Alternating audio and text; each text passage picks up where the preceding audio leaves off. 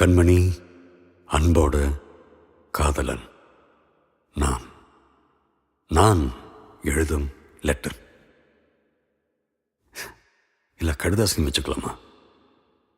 இல்லை, கடிதமே இருக்கட்டும். படி.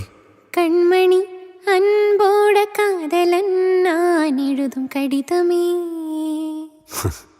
பாட்டவே படிச்சிட்டியா? அப்போ நானும் முதல்ல கண்மணி சொன்னல, இங்க பொன்மணி போட்டுக்கோ. பொன்மணி, உன் வீட்டில் சௌக்கியமா? நான் இங்க சௌக்கியம். பொன்மணி, உன் வீட்டில் சௌக்கியமா?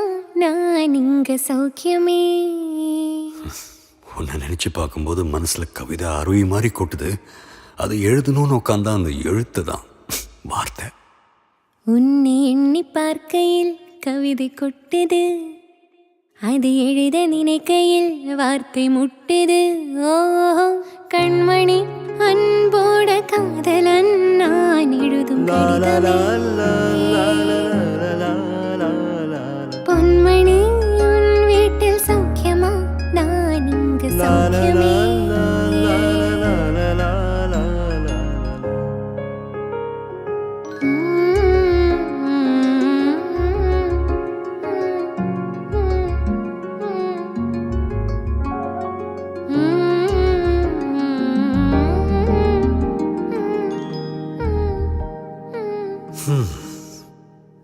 எனக்குண்டான காயம் அது தன்னால் ஆறிடும். அது என்னமோ தெரில, என்ன மாயமோ தெரில, எனக்கு ஒன்றும் ஆவறதில்ல. எதுவும் எழுதிக்க. நடுவில் மானே, தேனே, பொன்மானே இதெல்லாம் போட்டுக்கணும். இங்கே பாரு, எனக்கு என்ன ஆனாலும் என் உடம்பு தாங்கிடும். உன் உடம்பு தாங்குமா? தாங்காது. அபிராமி, அபிராமி, அபிராமி. அது எழுதணுமா? ஹே, அது காதல். என் காதல் என்னன்னு சொல்லாமல் எங்க அழுகியா வருது. ஆனால் நான் அழுது என் சோகம் ஒன்றை தாக்கிடுமோ அப்படின்னு நினைக்கும்போது வர அழுக கூட நின்றெடுத்து. மனிதன் உணர்ந்து கொள்ள இது மனிதர் காதல் அல்ல, அதையும் தாண்டி புனிதமானது. உண்டான காயம் எங்கும் தன்னாலே மாறி போன மாயம் என்ன?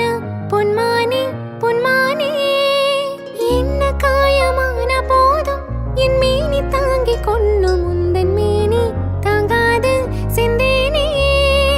எந்தன் காதல் என்னவென்று சொல்லாமல் எங்க அழை வந்தது. எந்தன் சோகம் உன்னை தாக்கும் என்றென்றும் போது வந்து அழகை நின்றது.